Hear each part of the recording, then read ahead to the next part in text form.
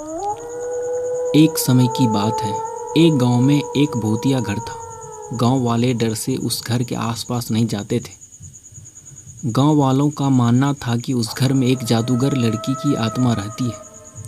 एक दिन गांव के कुछ साहसी बच्चे उस भूतिया घर में जाने का और उस घर में घूमने का फैसला किया। बच्चे जब घर के सामने गए तो देखा कि सिर्फ खिड़की खुली हुई है और वे सभी उस खिड़की से अंदर चले गए।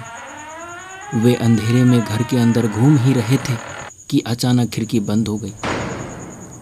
यह देखकर सारे बच्चे डर गए। अचानक से वह लड़की की भूत बच्चों के सामने आई और जोर से हंसने लगी और कहा कि अब तुम सब मेरी बंदी हो, मैं किसी को जिंदा नहीं छोड़ूंगी। बच्चों को डर के मारे कुछ समझ नहीं आ रहा था, लेकिन फिर भी वे हिम्मत नहीं हारे और एक साथ मिलकर बाहर निकलने का रास्ता ढूंढने लगे।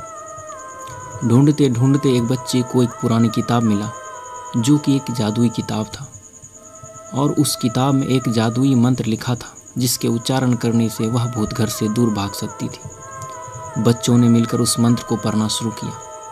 अचानक से एक रोशनी घर के अंदर आई और उस भूत को साथ ले गई। भूत के घर से बाहर जाते ही घर के सारे दरवाजे और खिड़कियां अपने आप खुल गई और बच्चे दौड़कर बाहर निकल आए। उस दिन से वह घर भूत से आज़ाद हो गया।